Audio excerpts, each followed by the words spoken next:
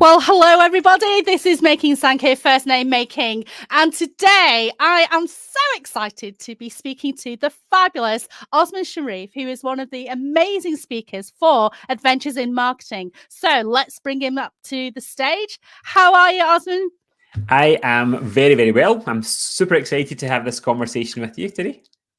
Oh, and likewise. And today we're going to be giving a little bit of a sneak peek into what's in store for Adventures in Marketing on the 8th of February, held in Edinburgh. Now, you are the business owner's coach. Tell us a little bit more about that, Osmaan. So I love working with typically established experts in their field. So coaches, consultants, service providers. I love all things to do with business and helping them to become profitable and, maximizing them. But what I really love is especially working with the business owner, because they are the ones that either can grow their business or make it just, be harder than it actually needs to be. So for the last 16 years, I have been really working in the corner with business owners to really focus on what's happening in here. I'm all about mindset and personality to make sure that you're growing your business in a way that actually works best for you. So I cannot wait to share lots of tips and strategies at the conference. Absolutely love that. Now, as we said, you are one of the speakers of Adventures in Marketing, and I believe you're going to be talking about productivity, but with a difference. Share a little insight into that, will you? Yeah, definitely. So my session's all about how do we experience more business magic, okay? Because I'm all about magic and making things fun and just like effortless as much as we can. So productivity is ultimately our goals in terms of how do we maximize our time, our energy, our effort, and what we do. But we can also, as business owners, be our own worst enemies when it comes to choosing what to do.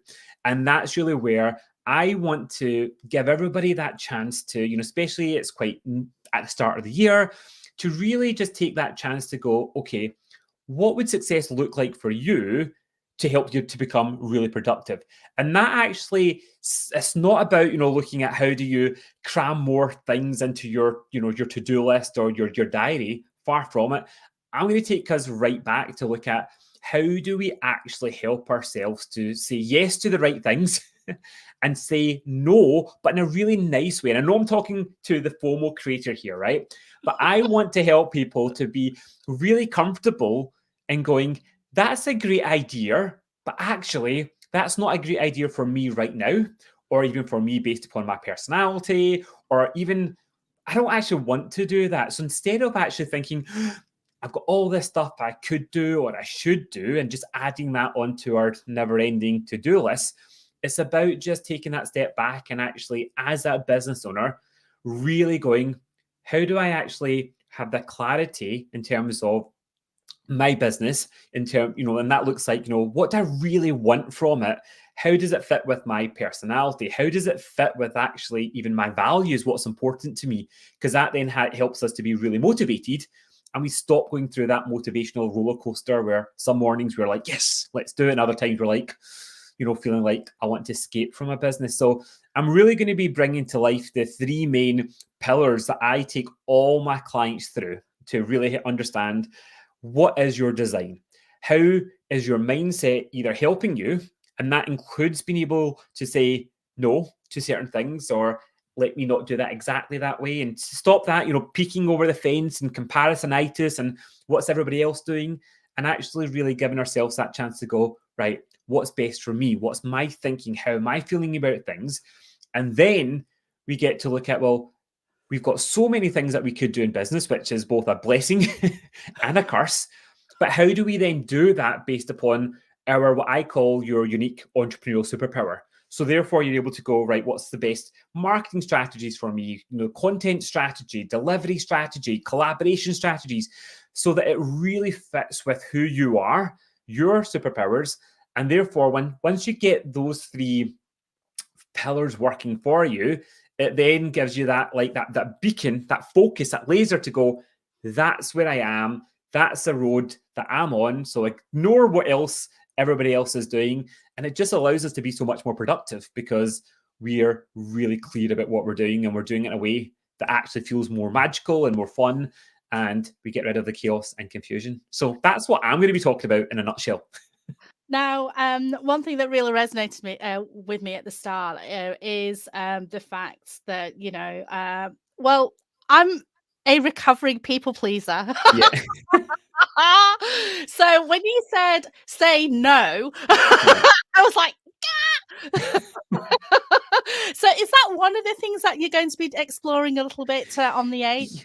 Absolutely. It's about how do you comfortably say no, right? In a way that you know that that's the best thing for you, but also for your business as well. So let me give you a tangible example. I remember I was masterminding with fellow peers and we were in Portugal at a retreat and I was speaking and there was other speakers there as well.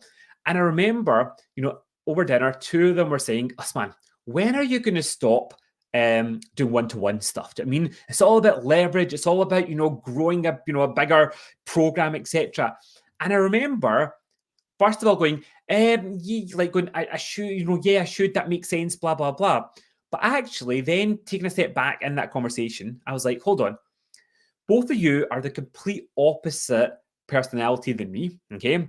And when we actually look at it from a values perspective and what actually makes us tick, what motivates us, I know what my values are because I spent time to really bring that to the surface. So that's why, for example, sometimes somebody might give you a great idea, and it could be a great idea for them, or it could be so generic that actually we might get so blinded by it. But instead of when you could put it through your own, like your filtration device to go, right, this is a good idea, but is it a good idea for me? So me giving up one-to-one coaching would be the worst idea, right? Because I love that actually being in people's corner as they are taking action, as they get stuck, for example, right? So that's why I've got no aspirations to have like lots of online do-it-yourself courses. Yes, I've got my curriculum and my philosophies all packaged up that can guide people, but I'm all about kind of being in people's corners. So does that make sense, King? So that's why it could be great to people please what other people want, or even what your customers might, some of them might say, you should do this, you should do that. But at the end of the day, if we spread ourselves so thin, we can end up going after goals and we get there and then we get is this it? Why is this not floating my boat? And how, and then we end up breaking our business. And I've seen so many people do that because they don't understand actually, is that a good idea for me based on my vision, my personality, my superpowers, and actually what I particularly want in the season of business and life that you might be in as well. And this goes back to you talking about the whole comparisonitis thing. Yeah. If you're not really sure about who you are, Yeah. how confident you are, what your superpowers are, it is tempting to be that people pleaser. Oh, Oh yes, I ought to do this, I ought to do that, I ought to do the other, and then feel really disconnected and then yeah. not enjoying what we do anymore. Is that right? Definitely. And that's where what might get somebody, like great business and great flow might be the complete opposite for you. And that's why it's about understanding. And I'm not saying that we can't be inspired by what other people are doing or sprinkling in bits, but it gives you that chance to go, why am I doing it? How do I do this in the best way for me? And how can I actually at certain points go, that does not fit with actually what my goals are. So there's no point even adding that to my list. There's no point me delving into buying a course about that or listening to podcasts about X or Y just because that's the next episode in somebody's feed. Because actually, is that related to my goal? It's not. Therefore, let me be productive. Let me be really choosy. Let me stop being overwhelmed by actually just being so focused on what's right for me in my business. And it is so much, it's really liberating where you go, great idea, but not for me. And that's why, and I know I'm talking a lot here, right? But I get so frustrated when the best intention can still be there. So I'm sure, you've been to events where there's lots of masterminding happening as well, right? And somebody might come with a particular challenge or here's where I might be stuck. And then I see so many people with the best intention going, right, do this, and this is what I've done. And I'm sitting there from my experience going, we can't give people solutions or ideas until we actually go, hold on a second. What do you actually want? What is your business model playing to your personality, your strengths? What's Yeah. actually important to you from a values perspective? And I'm always really curious around, what is your personality? I use a particular profiling tool because that gives me so much more information to help go, right, if you were somebody like a different personality, here's what my suggestions would be. But knowing your values and the whole combination, that would be a recipe for disaster for you. So let's not confuse you. Let's focus more on what might be a better strategy for you. I absolutely love that. Now, Osman, we are coming towards the end of our time here, but you've been in business for 16 years. Yes. I'm so excited to hear you speak on the 8th of February. And if you haven't got your tickets, folks, then do go on to adventuresinmarketing.uk. Go and grab your ticket now. I'm going to put you on the spot a little bit, Yes. Osman. So, with you being in business for 16 years and you are the business owner's coach, what do you have a success story that you'd like to share with our viewers and listeners today, where you helped someone really understand who they are, understand Yep. their personality? They went through the this formula that Yeah. Yeah. Yeah. you alluded to, and it really transformed their business. Have you got something to share with us? Yeah. Lots. Okay. Let me share one particularly. So, One. Amy springs to mind for me. Okay. So I was guest coaching at a retreat in the tropical Bali. It was lovely, right? And so as part of that, I was going through with everybody that was on the retreat what their entrepreneurial superpower was. Okay. So, i.e., what's their personality? And Amy had been spending lots of time in her business doing copywriting. Okay. So that's what her business was. It was about, creating things from scratch. Okay. But when we actually looked at what her entrepreneurial superpower was, it was like this light bulb because actually, from a wealth dynamics profile, which is a system I use, she was a mechanic profile, right? But what she had basically tried to spend her time building her business around was being much more like a creator. So, what she really recognized really quickly was why she found it really, really difficult or more challenging to even attract clients, or even when she would get clients, why she'd be going, this is really hard work, because every time she was starting really with a blank canvas to go, right, okay, how do I start and create something from scratch, which is actually the worst thing for somebody with her superpower to do.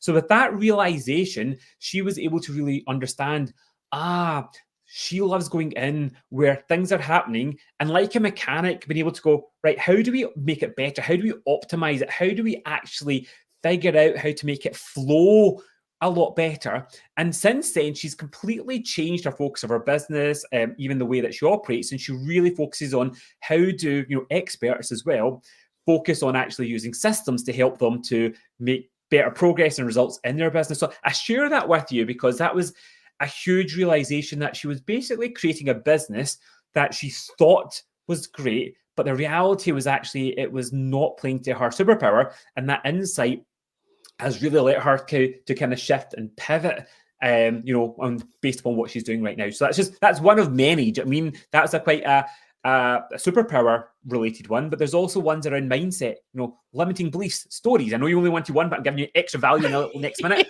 One of my clients who had a goal for 90 days in terms of what he wanted to achieve for his revenue target, but through a conversation, I kept hearing him talking about money in a way that really told me that there were some money blocks. We used some NLP coaching techniques I use with my clients.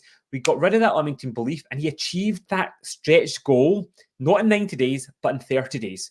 He didn't change his strategies. He didn't do lots of new things, but he wasn't Wow. carrying around that mental story anymore. So that's just two ways that if you Wow. actually really use what's happening in here and focus on what you want, you can create real magic, which is why my whole session's all about experiencing more magic in your business.